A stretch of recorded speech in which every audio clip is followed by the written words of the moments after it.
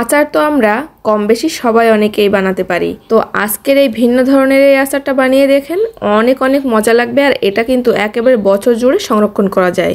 আর এটা সাদা ভাত বা খিচুড়ির সাথে দারুণ খেতে লাগে। তাই অবশ্যই আমি বলবো একবার হলেও এই আচারটা বানিয়ে রেখে দিন, যখন ইচ্ছা হবে তখনই বের করে খাওয়া যাবে। তো এখানে কিছু আম আমি ভালো করে ধুয়ে নিয়েছি, তারপরে কিন্তু এভাবে ছোট ছোট কুচি কুচি করে কেটে নিয়েছি লম্বা লম্বা করে। আর এই আচারটা আসলে স্পেশালি আমার আম্মুর হাতেরই বেশি মজা হয়, তাই আম্মু আর আমি মিলে এই আচারটা তৈরি করেছি। তো এই আমগুলো কিন্তু ছাদের উপরে নিয়ে এসেছি, আর এগুলো কিন্তু প্লেটে রোদে দিচ্ছি। তো রোদে দেওয়ার আগে কিন্তু কিছুটা হলুদ ভালো করে মিশিয়ে রোদে দিচ্ছি। পুরো একদিন এভাবে রোদে দিয়েছি, তারপর দিন কিন্তু আমরা এই আচারটা বানাতে চলে এসেছি। তো আমগুলো রোদে দেওয়ার পরে কিন্তু অনেক বেশি শুকায়নি, আবার অনেক বেশি কাঁচাও নেই, মানে মাঝামাঝি এরকম।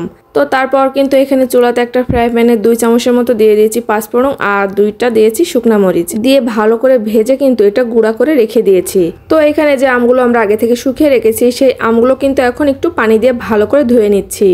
আমগুলো ভালো করে ধুয়ে পানি চিপে কিন্তু একটা প্লেটের উপর নিয়ে নিচ্ছি। এখন এখানে পরিমাণ মতো লবণ আর পরিমাণ মতো চিনি দিয়ে দিচ্ছি। প্রায় এখানে 1 কাপের মতো চিনি দিয়েছে আম্মু। তারপর কিন্তু এগুলো সুন্দর করে আম আর চিনি আর লবণ একসাথে সুন্দর করে মিশিয়ে নিচ্ছে। আম আর চিনিটা এত সুন্দর করে আম্মু মাখিয়ে নিয়েছে, চিনি কিন্তু এখানে অর্ধেক গলে গিয়েছে। তো এই দেখেন কত সুন্দর করে মাখানো হয়ে গিয়েছে। এখন কিন্তু আমরা চলে যাচ্ছি চুলাতে। তো চুলাতে কিন্তু একটা ফ্রাই প্যান বসিয়ে দিয়েছে, আর এখানে কিন্তু প্রায় 1 কাপের একটু কম হবে তেল, সরিষার তেল দিয়ে দিয়েছে। আর 2 টেবিল চামচের মতো দিয়ে দিয়েছে রসুন বাটা। এখন এগুলো দিয়ে কিন্তু ভালো করে একটু হালকা নাড়াচাড়া করে নিয়েছে। আর এখানে দিয়ে দিয়েছে 1 টেবিল চামচের মতো মশলা বাটা। তো এখন কিন্তু এটা আবারও ভালো করে নাড়াচাড়া করে নিচ্ছে। আর তারপরে কিন্তু এখানে আদা বাটা আর একটু জিরা বাটা দিয়েছে। তো এগুলো দিয়ে কিন্তু ভালো করে হালকা লাল লাল হয়ে এসেছে, তখনই দিয়ে দিয়েছে দালচিনি, তারপরে দিয়েছে কয়েক টুকরো তেজপাতা। এই সব মশলাগুলো দিয়ে কিন্তু হালকা একটু ভেজে নিচ্ছে। তারপরে কিন্তু যে আমটা আম্মু মাখিয়ে রেখেছিল, সেই আমটা কিন্তু এখানে দিয়ে দিচ্ছে।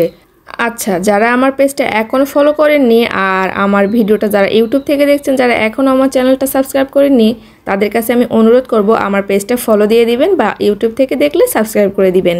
তো যাই হোক, এখানে কিন্তু আমগুলো দিয়ে ভালো করে একটু নেড়ে চেড়ে নিচ্ছি। তারপরে কিন্তু অল্প পরিমাণে দিয়ে দিচ্ছি হলুদের গুঁড়া। তারপর এখানে 3টা শুকনা মরিচ দিয়ে দিলাম। আর এগুলো দিয়ে কিন্তু আবার একটু নেড়ে চেড়ে নিচ্ছি। আর চুলার জালটা কিন্তু খুব বেশি রাখিনি, মিডিয়াম আঁচে রেখেছি।